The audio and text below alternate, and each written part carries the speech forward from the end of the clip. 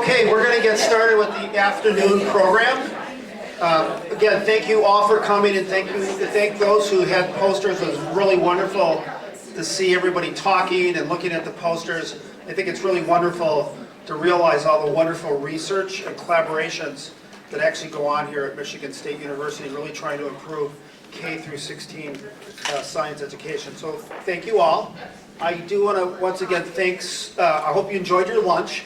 And if you did enjoy your lunch, the person you can thank are Sue and Corey for getting it. And so since Ken is in the room right now, I also want to thank Ken, not only for documenting these efforts, but Ken's also handled all the technology, so you can thank Ken as well. And then, yeah, Ken told me I have to stay within these boundaries, okay. So so it's my pleasure to introduce Noah screw it up. It's all good. Noah Feinstein. But after Noah's talk, we're going to have a panel. So everybody stick around. It's new format this year. I'm really excited by it. It's going to be really interesting to see how it comes off. So I'm very excited to see that. So we're going to have Noah's presentation, and then we're going to have our panel discussion. So Noah, as you know, is from the University of Wisconsin-Madison, one of my favorite states in the nation because I grew up there. It's a great place to live and visit. Noah explores how people can make sense of science.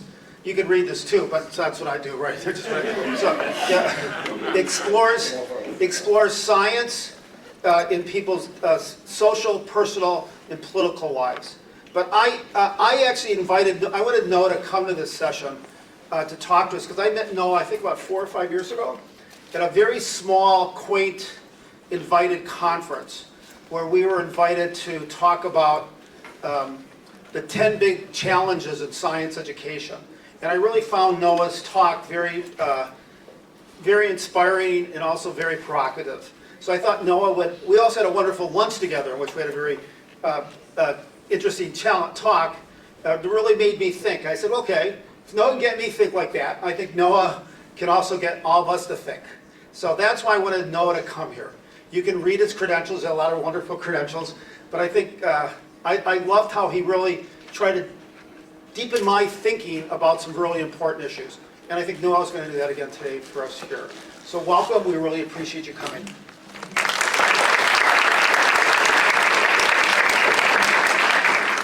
Thank you so much, Joe. I will take a moment to pull up my presentation. And if there's mic feedback issues, or if you can't hear me, is there a little feedback coming in the mic? Is Ken still around? Okay. Let's see. Ken, should I switch to the hand mic, or what do you think's best? Maybe if I move it lower. Apologies, there's always some technical thing. How about that? Better? You have to turn the volume down somehow. Yeah. Turn the speaker volume down.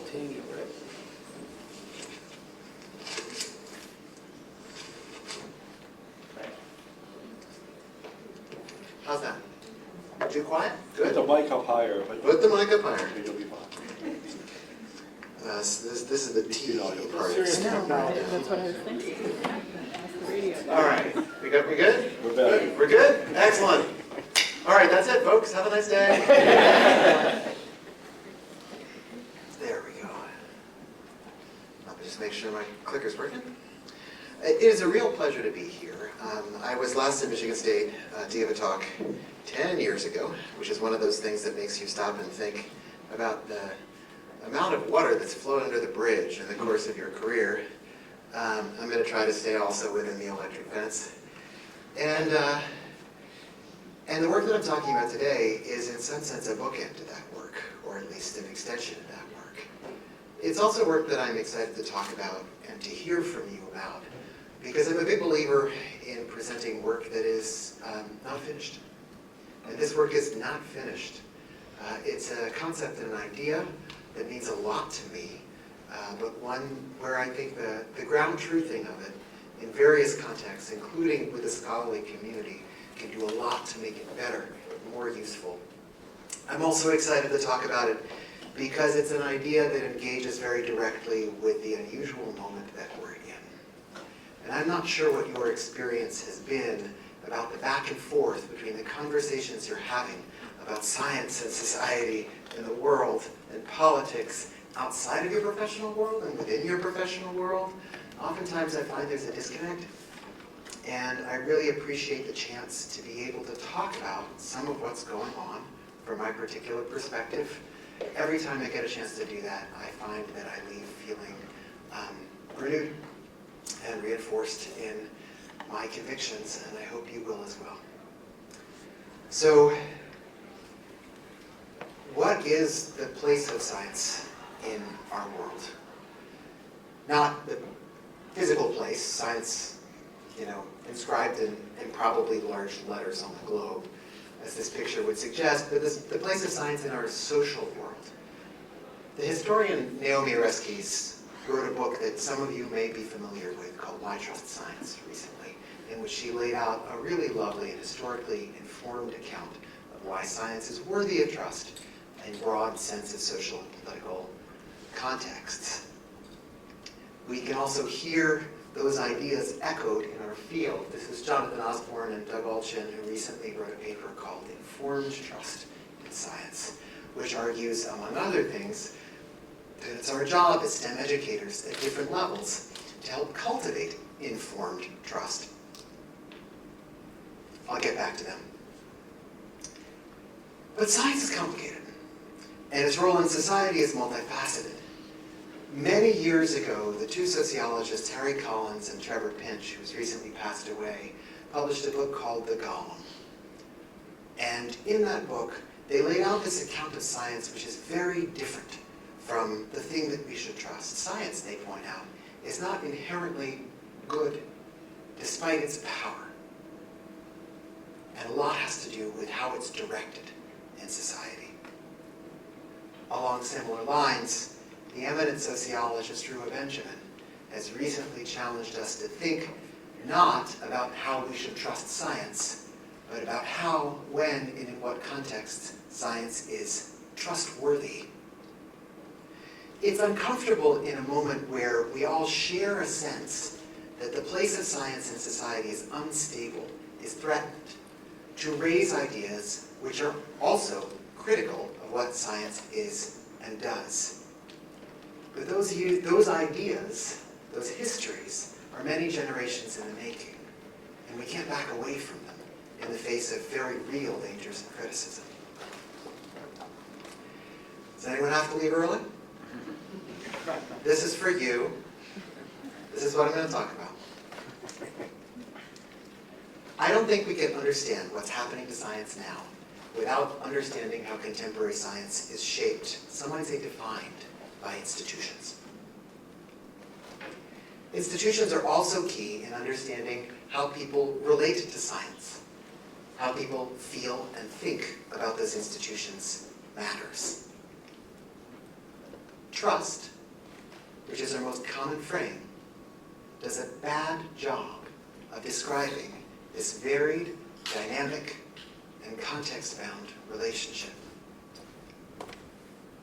Trust in science is not always either realistic to expect or wise. I'm going to offer an alternative frame, which I call appropriate respect, that I believe is useful both as a research perspective, as a rhetorical perspective for those of us who find ourselves occasionally spokespeople for science, and pedagogical perspective. And I look forward to hearing from you whether you think it's useful.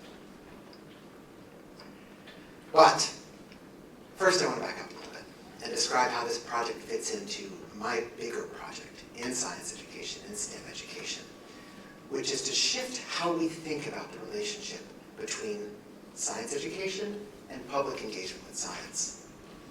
In order to do that, I think we need to shift how we think about public engagement with science. Specifically, to shift it away from a sense of happening in these brief, isolated interactions, like this young woman perhaps examining a piece of misinformation, disinformation, or genuine good science on her phone, making a judgment about its value. To shift away from that sense of brief, isolated interaction towards an awareness that public engagement with science unfolds over time, serves particular purposes to the people who do it. It's often not about science to them. That it relies on social interaction, and that social interaction plays out in relationships of varying quality and type. The first piece of this puzzle for me was what I presented here 10 years ago. It's this notion that science education currently, by and large, tries to cultivate what I call marginal insiders.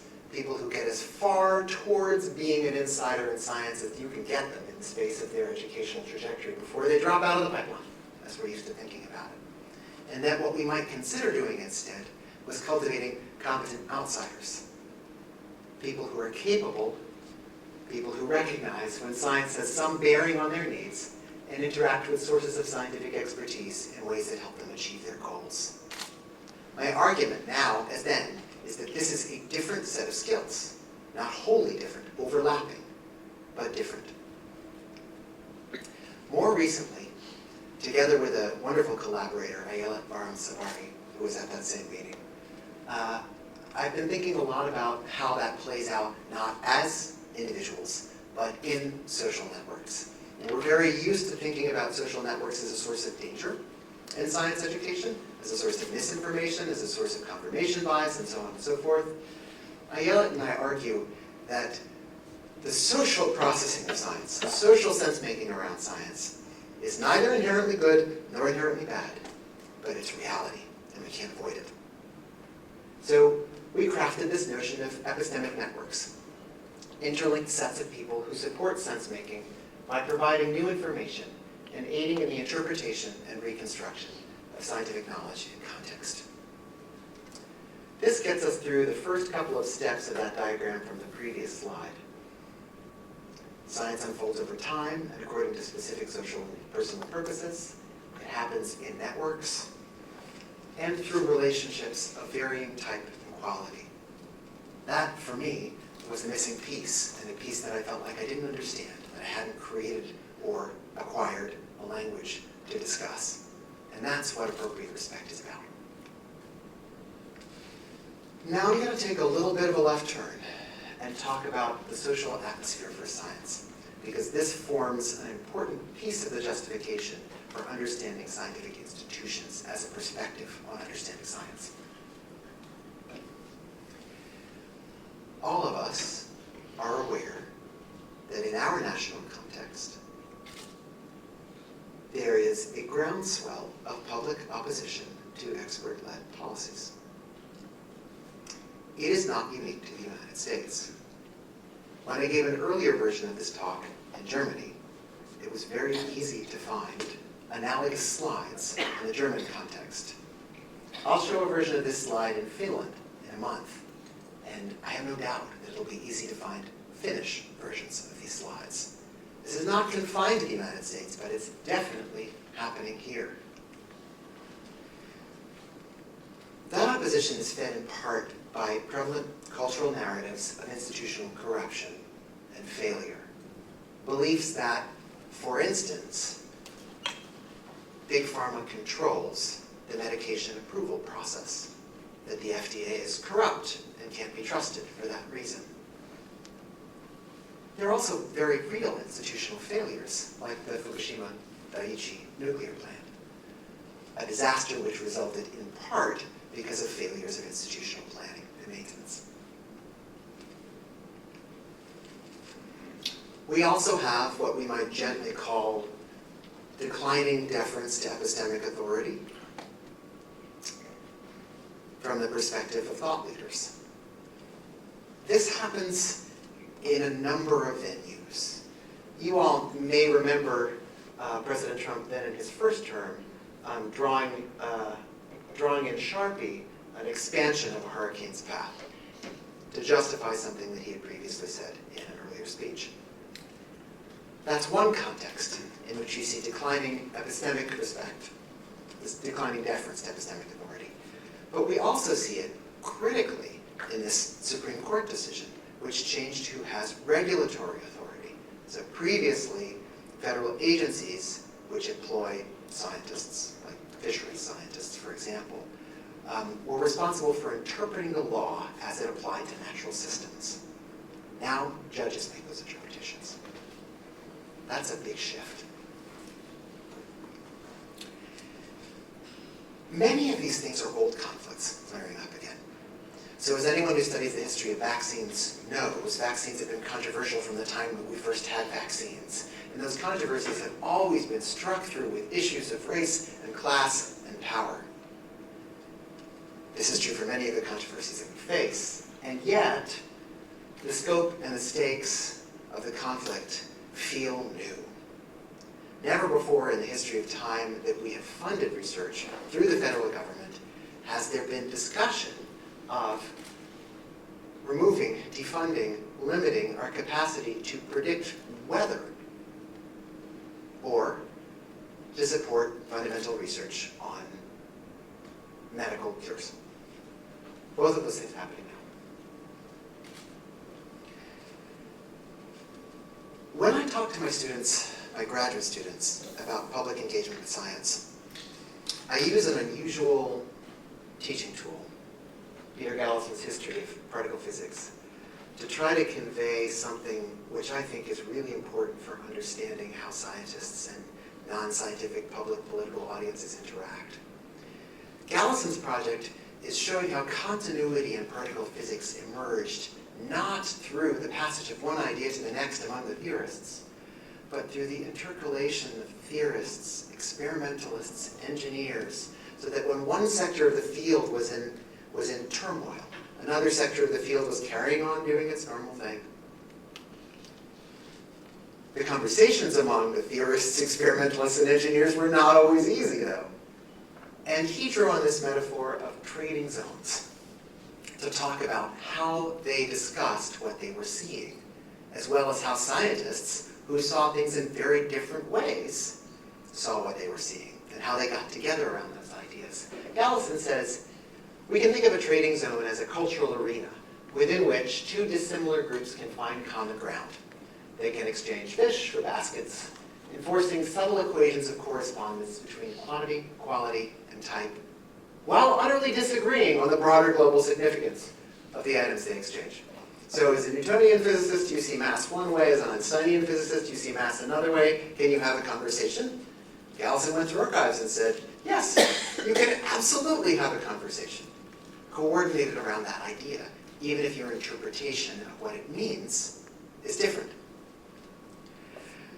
I ask my students, take this notion of a trading zone and apply it to a context for public engagement with science. Let's say a consultation in a doctor's office. What sort of a trade is this? What is the doctor getting? What is the patient getting? And my students normally say, we understand what the patient is getting from this exchange, but we don't understand what the doctor's getting. What does medical science get from this exchange? And I tell them, this patient is, among other things, patronizing the epistemic shop of medical science. They have taken their problems to medicine, believing that the explanations and the solutions that they need reside there. That is not a given. It is not the only option that they have. And we should all recognize in what's happening in society today, what happens when people decide to take their patronage elsewhere.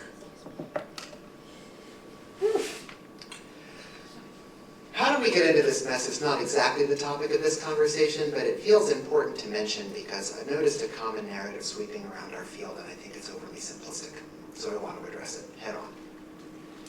In Alton and Osborne's paper, for instance, you see a reference to the cause of this moment, the decay of respect for epistemic authority and so forth, as being technological change.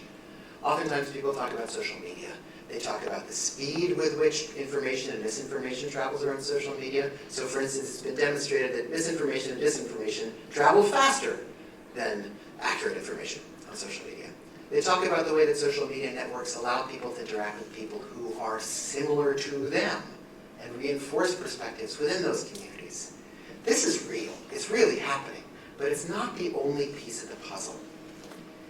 If you were to read European perspectives on what they experience as the declining respect for institutions, this is particularly true among British analysts, British sociologists. They will say that the discourse that preceded Brexit was a discourse about how experts, elite thought leaders, neoliberals and others, who were in charge of crafting policy, were failing to address the concerns of a certain subset of society, who perceived those institutions, led by experts who they were told to trust, as betraying them. We have those narratives in our country as well, unquestionably. And we can see those institutions as either failing or succeeding inequitably, succeeding but not for all. So when tracing the roots of mistrust in institutions, it's important to recognize that sometimes people mistrust institutions for good reasons. Of course, it's also true that mistrust in institutions can be deliberately cultivated. When we first started to be fascinated with the notion of a post-truth moment, and we live in the post-truth era, a lot of people attributed the technological change. Some people in natural science departments especially were very quick to point the finger at folks on what they call the academic left, people in critical sociology fields saying it's the SCSers' fault that people don't trust science now. And I would always point back to 1951, to Hannah Arendt and the origins of totalitarianism. Arendt says, the ideal subject of totalitarian rule is not the convinced Nazi or the convinced communist, but people for whom the distinction between fact and fiction, the reality of experience, and the distinction between true and false, the standards of thought, no longer exist. It has always been the practice of authoritarians and would-be authoritarians, since long before we had an academic left, to attempt to corrode these distinctions. And we can all see that now.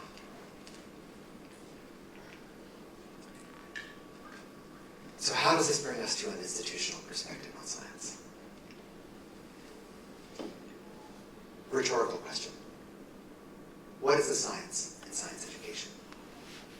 When we say we want people to learn about science, what is it that we want them to learn about? Do we want them to learn about a body of tested knowledge and enduring theories? Do we want them to learn about a method, a set of practices, a way of knowing?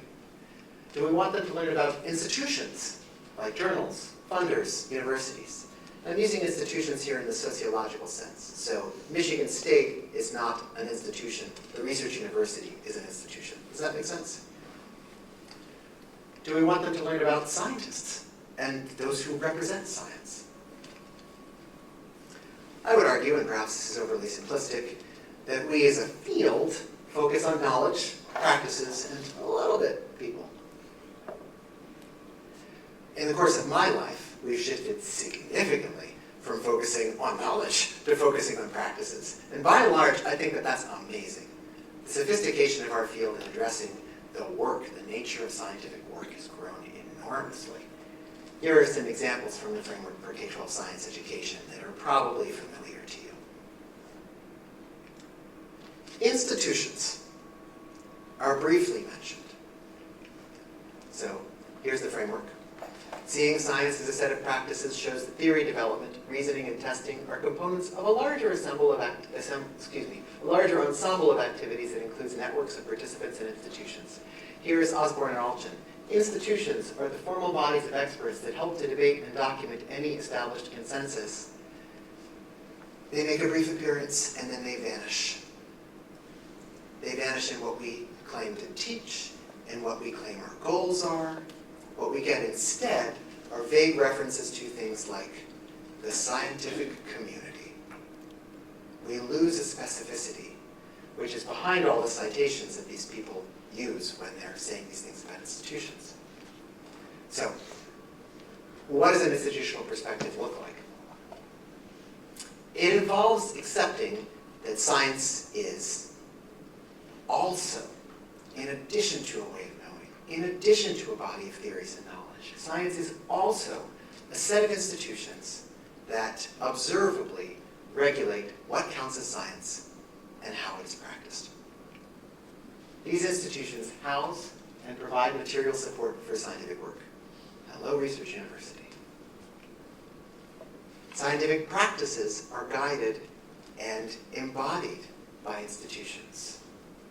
Hello, peer-reviewed scholarly journal. And institutions police the boundaries of science. Hello, National Science Foundation Review Panel.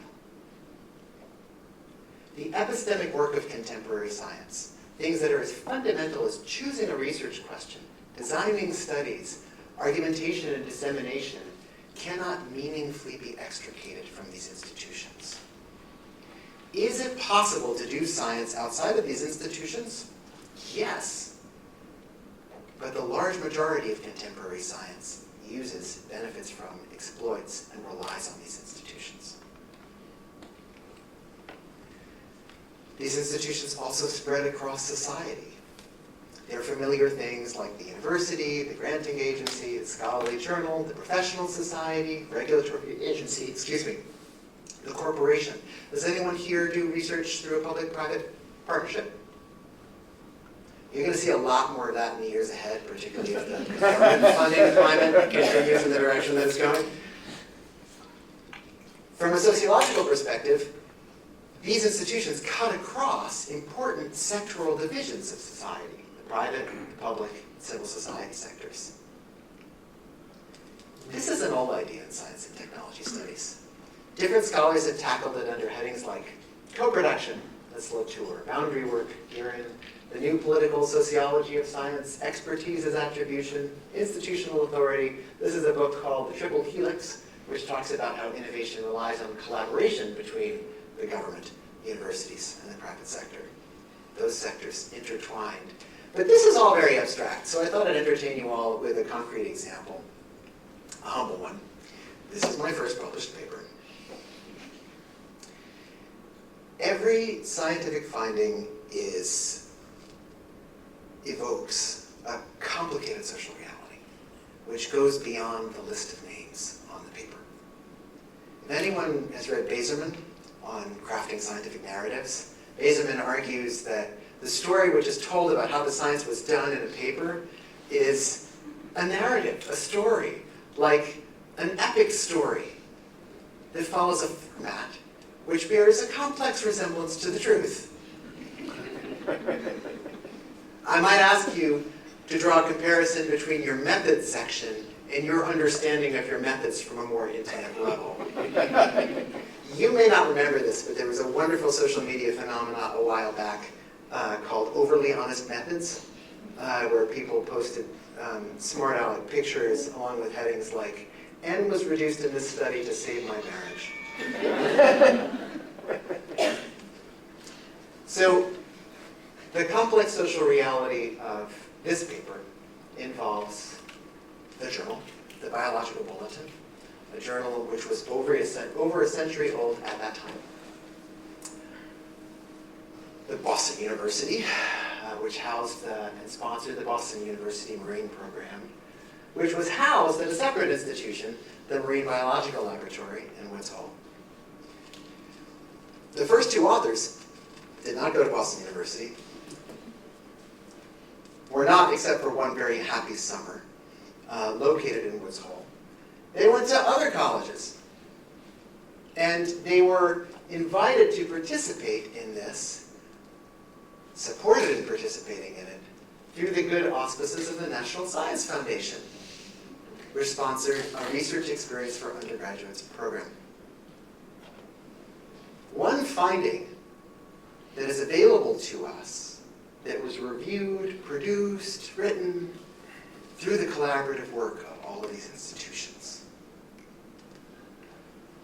You can read this study now thanks to the good auspices of the University of Chicago Press, which started publishing Biological Bulletin after the Marine Biological Laboratory was essentially acquired by the University of Chicago in 2013.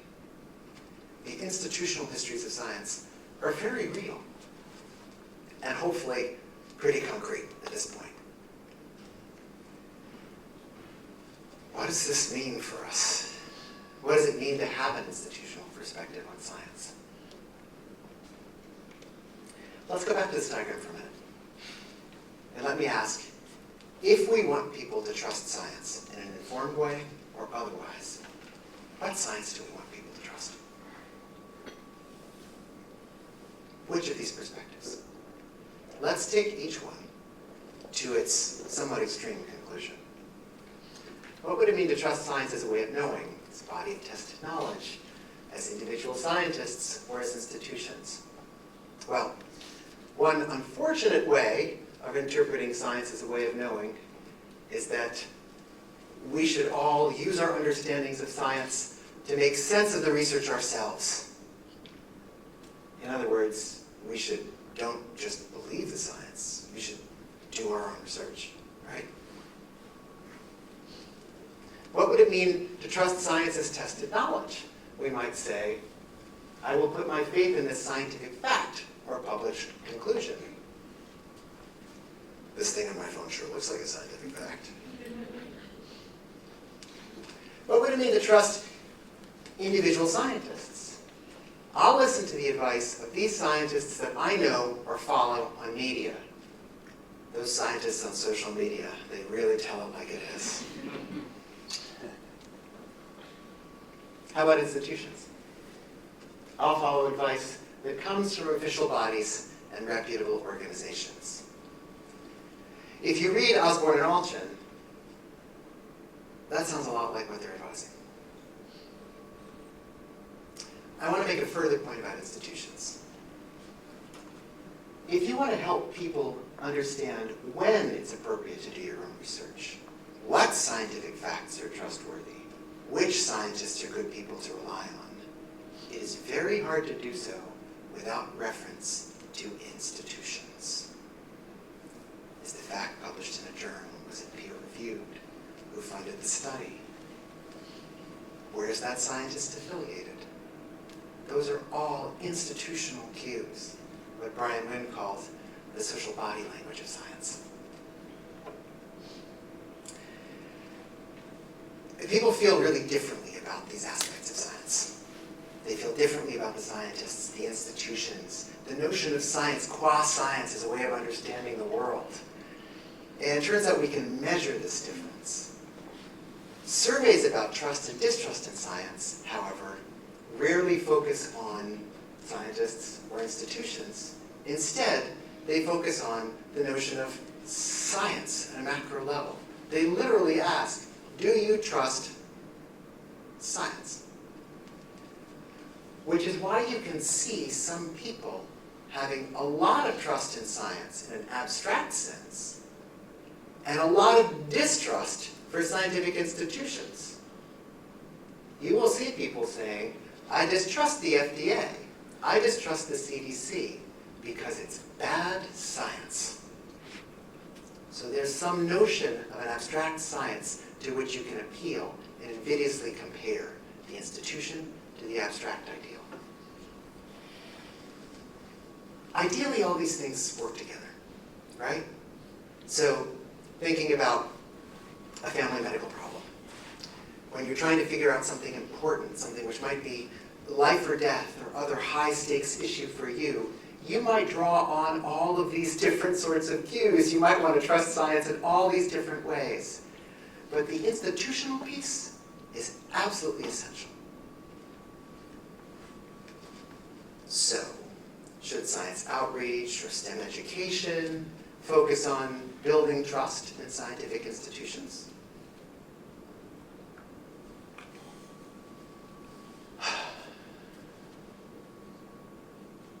It's not an easy question. And in answering that question, we should account, on one hand, for our starting place. Where are we now?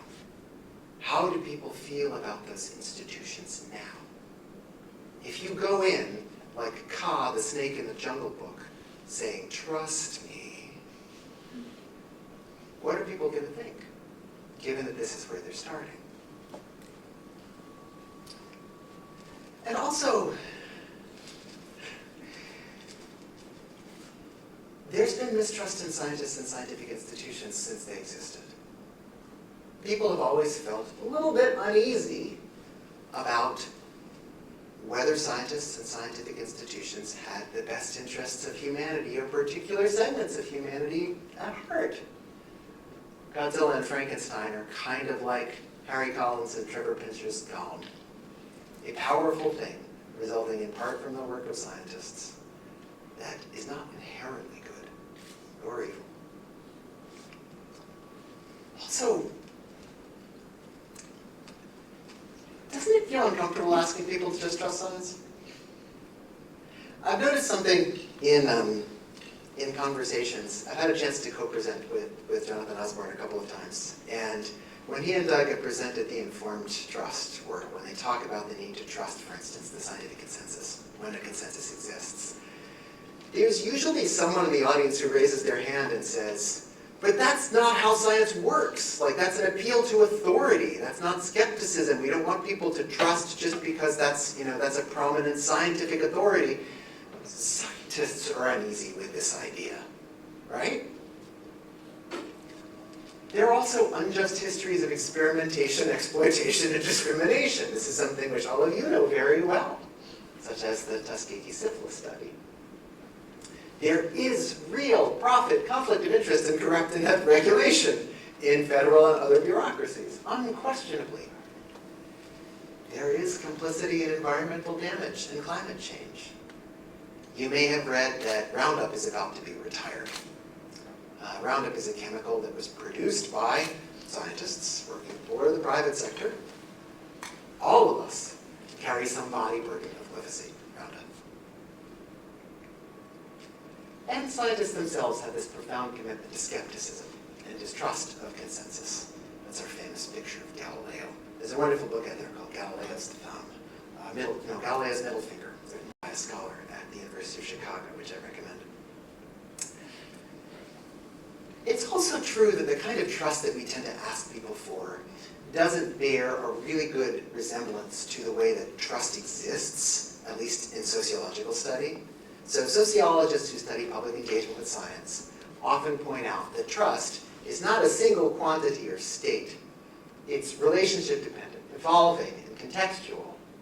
It's enacted in the material connections that we have with other people, and not intrinsic to me or you, but rather existing between us. It depends on history and social context. It shifts over time.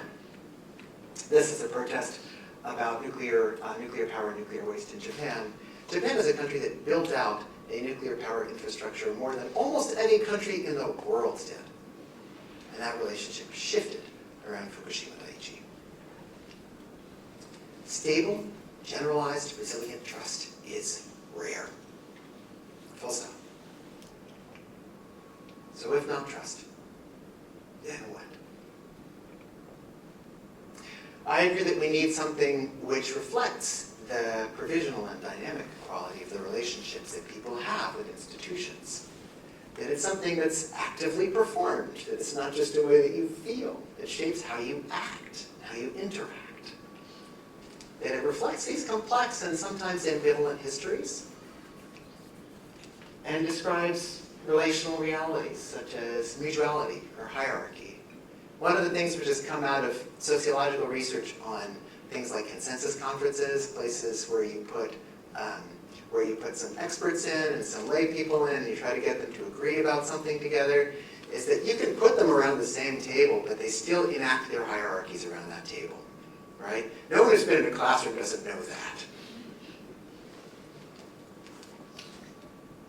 In thinking about what we might do instead, I started looking up definitions of respect. And I got there because I was thinking about how do we talk about relationships when trust is violated, right?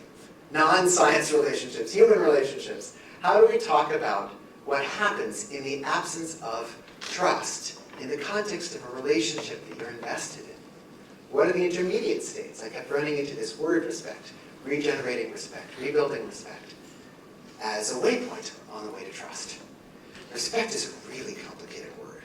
One of the first times that I presented this work was to an international science education conference in Singapore with a largely East Asian audience. And their cultural relationships to this word were really different than mine, and that was a fascinating conversation. We might say, for instance, that respect means to obey, like to obey the law, to defer, as in respect your elders, to recognize skill or accomplishment, as in saying this is an opponent worthy of respect, and to acknowledge the value of, as in we are different, we think differently, but I respect your position. I think we should be talking about respect for science. And what that means is acknowledging the significance of science, practices, knowledge, institutions, and people, where significance here means social position, usefulness, power.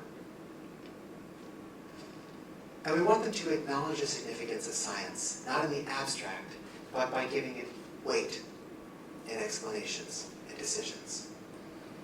If we recognize that someone is making a choice about something, maybe they have a child with an unusual disability, and they're looking for a treatment plan for that child. They're trying to figure out what school to put their kid in. Do we want research to play into that decision? Perhaps we do. Is it going to be the only factor? No. We don't want, we shouldn't want science to determine that choice. But we do want it to have weight in that choice. Now we get to the appropriate part. We want science, we want people to acknowledge the significance of science by giving it weight to a degree that reflects things like domain salience. Is this research really relevant to the problem that I have? Circumstance. In particular, how much uncertainty is there in the scientific world? How much uncertainty is there in my world? What's the urgency? Relationship quality. Do you have a good relationship with your doctor? Does your town have a good relationship with a local branch of the EPA? And history. There's a reference if anyone wants to explore what I mean by circumstance further. So here's the notion of appropriate respect for science. Acknowledging the significance of science by giving it weight in explanations and decisions to a degree that reflects domain salience, circumstance, relationship quality, and history. And as if that didn't flow off the tongue naturally, here are some symbolic representations of it which I've been playing around with, in part because I feel like constructs become powerful when you've come up with ways of modeling them and measuring them. Right? This is something that we know really well. So I was thinking about, should we represent this as a function, as a simple function, as a recursive function? If we represent it as a recursive function, does history fall out? I'm interested in that stuff. I'm not sure if any of you all are interested in it. We can talk about it later. Now I want to talk more directly about the implications for STEM education. This is the point where, from my perspective, the discussion starts. I'm going to talk for a couple more slides, for a few more minutes. But these are not statements that I make out of deep conviction that I am correct about what should happen. This is my first swing. I believe in this construct as an interesting way of explaining an important aspect of the social world. I believe that it's useful for researchers. I would like it to be useful in pedagogy. How that happens, that's for us to figure out. I would say we need to talk about scientific institutions. This feels very black and white to me. They are an integral part of how contemporary science functions and why it is epistemologically robust. And if we do not talk about them, we are not giving a good account of how science works, which is something that we claim to want to do. It is also, as a corollary to that, impossible to understand the current crisis without some understanding of scientific institutions. These things come naturally to us. When somebody talks about like an indirect costs rate or funding for a private university. So if the government cuts $900 million of funding from Harvard University, it might be natural for someone that didn't know that that funding came in the form of support for research to say, Harvard is rich and they don't need the money from the government. The connection between the organization, Harvard, the institution, research university, the way that that institution serves the creation of knowledge, is not obvious to everyone. And finally, there's evidence from both education and STS that understanding and knowing how to interact with scientific institutions is really useful. And we can go into that in more detail if you want.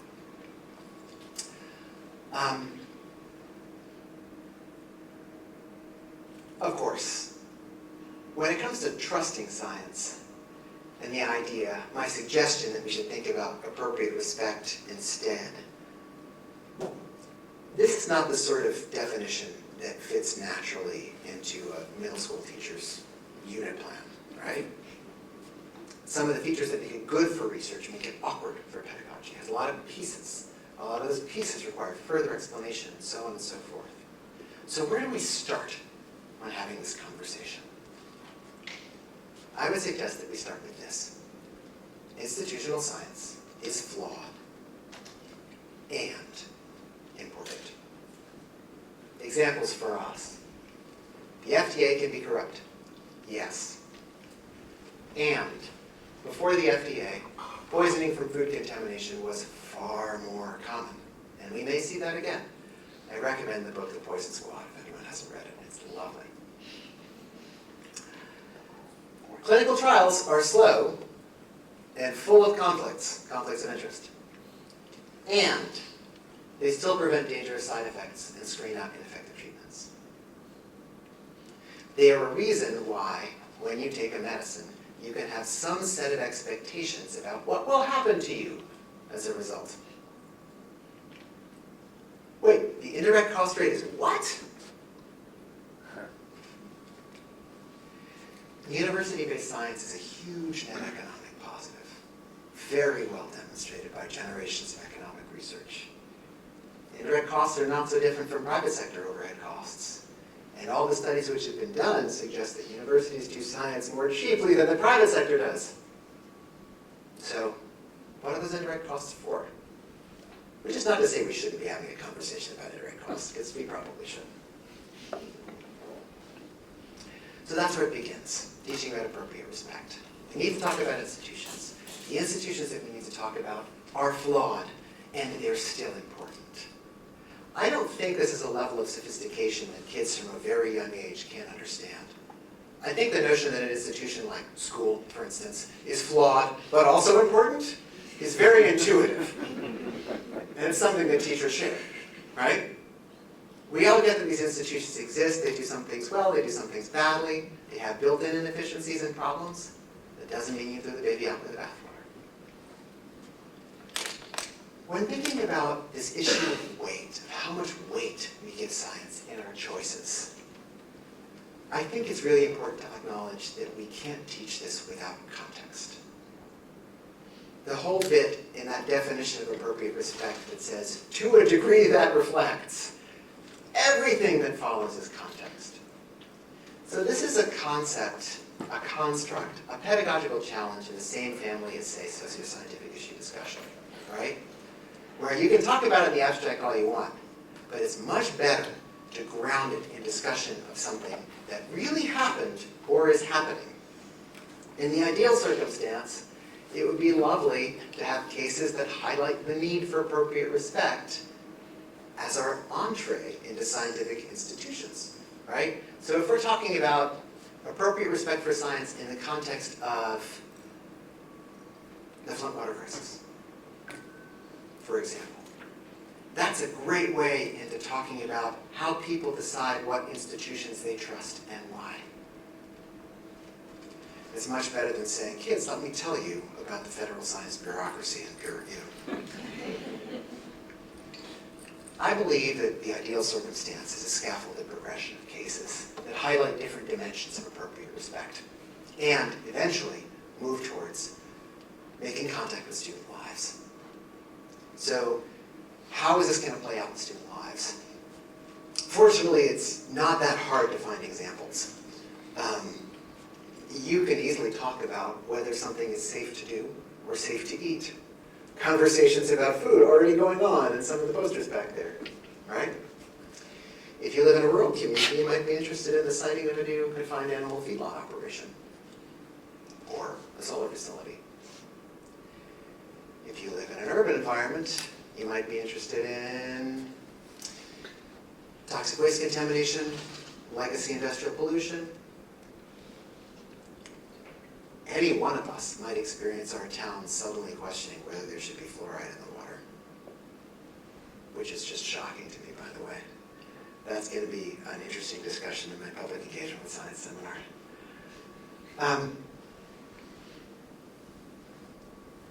Within those cases, what we're doing is modeling how to ask good questions.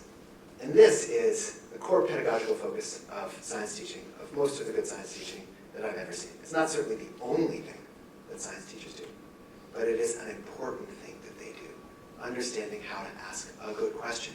This is just a different sort of question with a different sort of content. I would argue that to help students develop appropriate respect, it's important for us to be open about the range of trust we place in different sources, to share the cues that we use to judge credibility and why they are important, drawing on the dimensions of appropriate respect. And this is sometimes controversial. I argue that we shouldn't be afraid to discuss the dirty laundry of science, things like conflicts of interest, institutional racism, funding, money. Scientists are very reluctant to talk about money in public engagement contexts. But, as a friend of mine says, it's like talking to your kids about sex. You can tell them, or they get it from the street. Or to use a more generationally loaded metaphor, talk to your kids about sex. Force them about sex. That's what I got.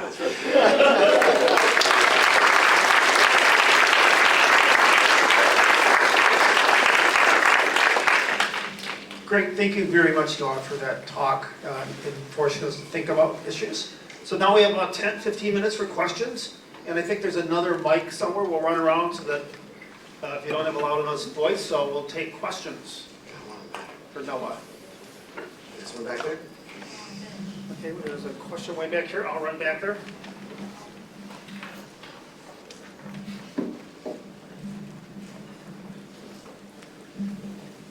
Hi, thank you so much for the talk. It's very thoughtful. And one of the questions that it's lingering for me is when you were addressing the institutions and considering the context, most of the institutions you're referring to are federal agencies or educational institutions. I'm curious about how you're thinking about indigenous populations fitting in, so institutions like land acknowledgements and the tribes, the knowledge that they're bringing into society and how that has been discriminated. That's a really good question. I would say that there's a very active, in my limited knowledge, I recognize the limitations of my knowledge here, there are very active conversations in most tribes and First Nations about their relationship to institutions of U.S. government. And oftentimes those conversations are much more explicit and nuanced than you'd see in other communities, because those communities have such a deep and ambivalent experience of interacting with federal institutions like the Bureau of Land Management, for instance, or the Indian Health Service. Both federal institutions that have a lot to do with science. I think that there's a nuance to the question which I'm not sure I caught. I'm wondering if you're thinking about indigenous institutions, or if you're thinking about indigenous societies and U.S. institutions. Indigenous societies and U.S. institutions. Right, because that first question is also really interesting. Right. And I just don't know my way around it.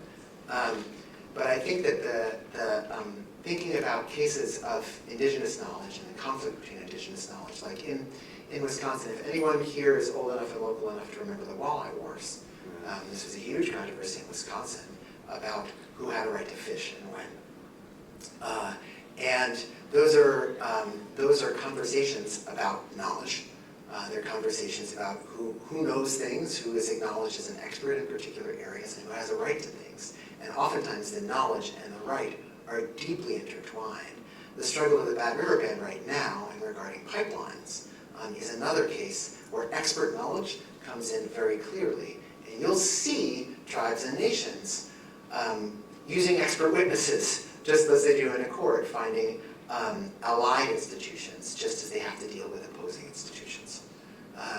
So I guess the best answer that I can give you is that the interactions, the fraud interactions of tribal governments and tribal entities more generally with US institutions are really interesting cases for looking at appropriate respect for science.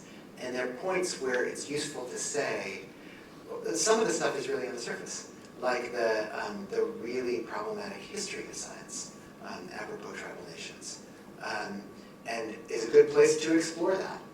So I think that both when you're teaching in tribal contexts and when you're teaching in non-tribal contexts, those cases offer really good cases for understanding what appropriate respect means, and why sometimes the amount of respect that is appropriate is less than we might otherwise think.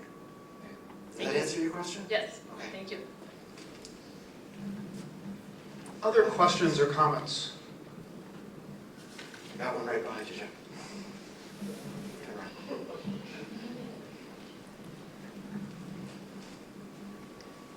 Hi, thank you so much for your talk. I'm wondering about, I know this is the question everyone kind of maybe brings up, so I apologize for that. But with the advent of like generative AI, for instance, which is generating content or what some folks might see as knowledge, you know, despite being a very fancy autocomplete, for instance, right? How do you see that this conversation around like appropriate respect is changed or nuanced with artificial generation of content? I actually don't know that it changes the conversation all that much. I think back to the old saying on the internet, no one knows your dog, or no one knows your cat. When you are looking for findings, very few of us have any sense of where those findings are coming from. So there's an extent to which the origin of a text online can be obscure to the people who are consuming that text. There is a question in my mind about how do people use generative AI in public engagement with science? Like, how do they use it as a filter? How do they use it as a starting place? What are good uses and bad uses? Ayelet Baram-Savari has been studying that and has a paper out on surveys of how people use generative AI in public engagement with science. It's a good starting place. From my perspective, if we think about, remember that slide that showed the social network, the nodes and the links? If we think about AI as being a piece of that network, it's a useful way to think about it. We draw on a lot of resources and sense-making about the world. AI is one of those resources. Those resources are of variable quality. So are the humans. So there's a sense in which we can consider it in the same plane as a sense-making resource, which is flawed. Whether it's important or not, I think remains to be seen. Whether and to what extent it warps people's or supplements, augments their information gathering and sense-making, that's a good question for future research. Thank you.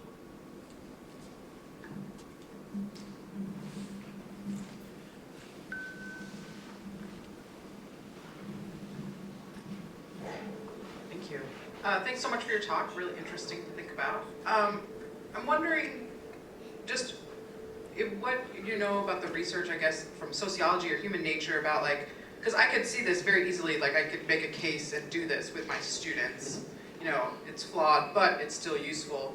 And what do I need to do for the it's still useful part for them to remember that when they'll remember the flawed instead, right? Like, so what are the moves, the rhetorical moves that you make to make it so that it's still useful is actually taken up? Right. It's a really good question. The first thing is that you're probably not the first messenger about the flaws. So this is a thing that I often tell people. It's like if your students, Lord knows what and how your students consume news, because that shifts by microgeneration so profoundly that it's often hard to keep up with. But if you were to look at headlines traveling around, the notion that there are issues with corruption and integrity at the FDA, that those issues were going on at the same time as we were asking people to trust the CDC around COVID. That we were asking people to take vaccines that were branded with the names of pharmaceutical companies at the same time as there were multi-billion-dollar settlements being made with those same pharmaceutical companies because of their involvement in opiates.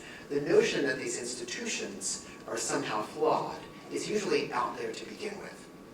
So you may be sharing the news that they're flawed with your students, but you may also just be acknowledging it. Now, one of the things that we know from trust research is acknowledging a flaw that somebody else may have seen already is usually a good way to build trust. It's usually better than denying a flaw which people may already be aware of, or papering over it or not mentioning it. Now, that research has some ambiguities around the edges, and I'm not an expert in that, but that's one thing to think about. But your other question, the really important pedagogical point of like, how do you make people remember the "and it's still useful"? There's nothing more vivid than seeing a case where people are actually forced to depend on it. So when you are, there's an old saying, there are no atheists in foxholes. It's also been reconstructed as there are no social constructionists at 30,000 feet, et cetera, et cetera. Like, there are cases where we find ourselves put in circumstances where we want the answer to a question because it matters to us. And so taking it out of the abstract realm of, look, the FDA is flawed but still important, to the realm of, is it safe to take this supplement? You know, you have your kids who are beefing up for football season or whatever it is. What supplements should they be using? Why do they think the supplements are safe? What cues can they use to decide that? That sort of stuff. Maybe your school is thinking about banning cell phones. Maybe your school has already banned cell phones. That's a question to which research speaks. Find something where they want an answer, where they're invested in an answer, and finding authority, institutions that help them craft their answer, both for their own understanding and to advance their social purpose. I think that's way more memorable than making a more generic account for why these things are valuable. Does that help?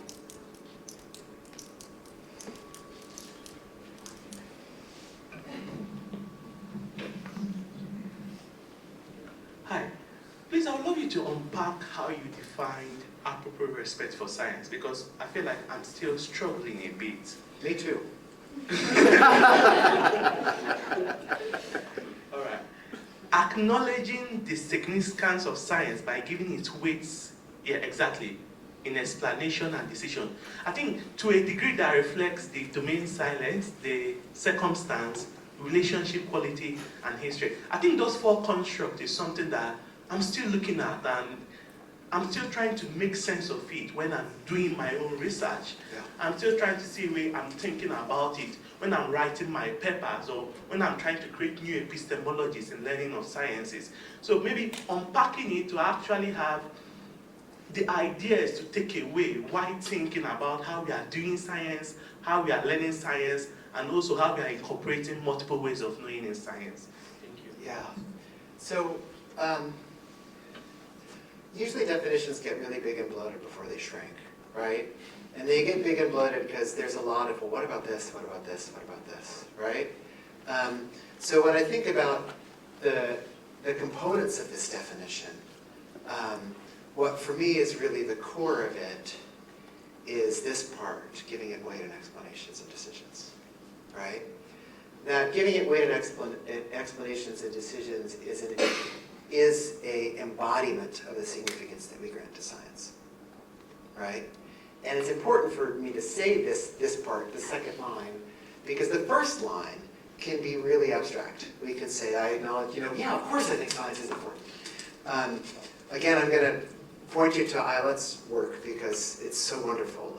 But she did a study which was about the use of COVID information and misinformation at different levels of scientific education, and discovered that people with more science education were less reliant on misinformation. But it didn't make them make better decisions. So their processes were different, but it didn't change the outcomes. So for me, this giving it weight in explanations and decisions is really important. That's where the rubber meets the road. This, I think that to a degree, is also a really important part of the definition. That's where respect becomes appropriate respect. We could just say to a degree that reflects context, right? But I wanted to do more than that. I wanted to say, let's say more than context. Let's say more than it's context bound. Let's talk about the sorts of context that matter. So, for instance, let's see if I can find this quote. This is from Salvaging Science Literacy, the paper in which I introduced the notion of competent outsiders. I argued science literacy is not incidentally but fundamentally about identifying relevance. Learning to see how science is or could be significant to the things that you care about most. That's domain salience, right? We might have questions to which science is not relevant. And it might not be relevant because that's not the kind of issue that science plays in on. Should I break up with my girlfriend? Probably not a scientific issue. But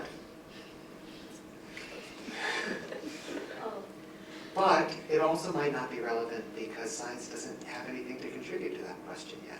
Because we acknowledge it as a scientific question, but we don't have anything. Science has nothing for you, right? So for me, domain salience is seeing the relevance. Let me go back to the definition. Circumstance. This is a crappy word to describe what I wanted to describe, so maybe you can help me find a better one. I use Fontowich and Rabitz's notion of post-normal science to think about circumstance. These are social theorists that argue that that decision-making around science should depend on the degree of uncertainty in the scientific knowledge and the degree of urgency.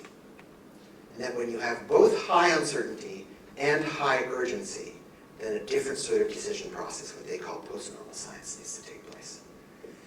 This is an old framework and it's flawed and imperfect for all these different reasons, but still important. Yes, maybe, but still important. But it does something useful to us, which is that it encourages us to say, what's the kind of circumstance in which you are engaging with science?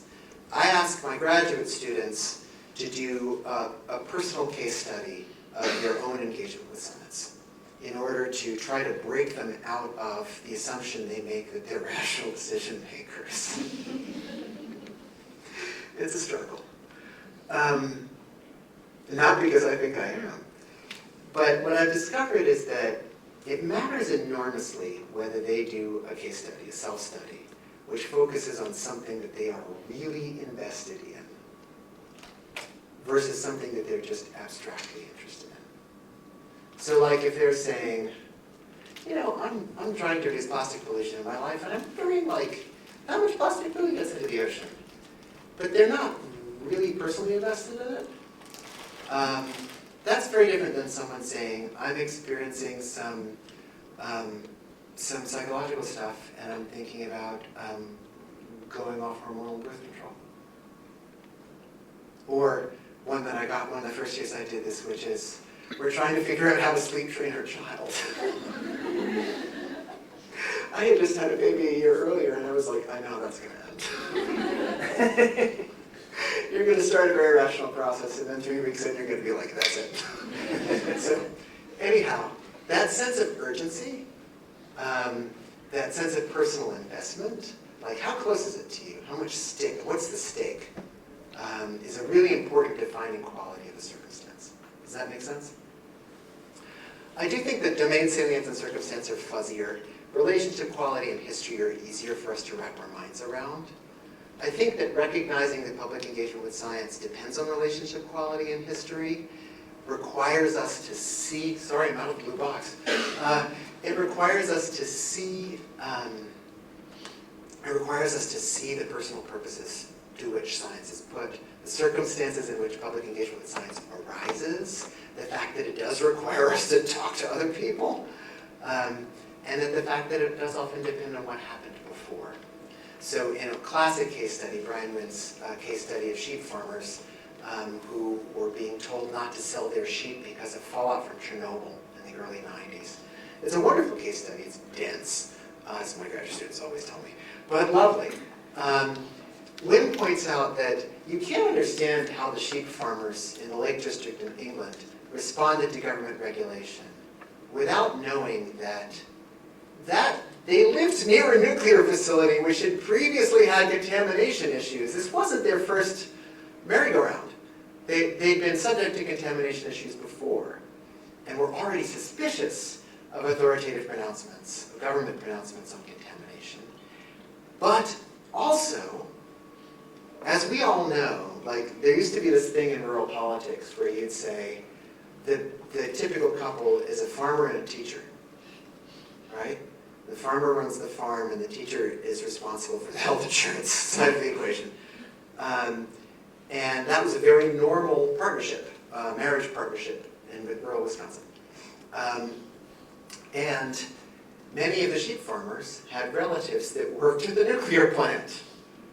So their sense of whether to trust the nuclear plant, whether to trust the government, how to interpret news about fallout was conditioned, primed, as I would think of it, except I know that acronym means something else here, primed by history and relationships. Does that make more sense? I am really bad at giving short answers. I'm sorry. Well, let's give Noah another big round of applause.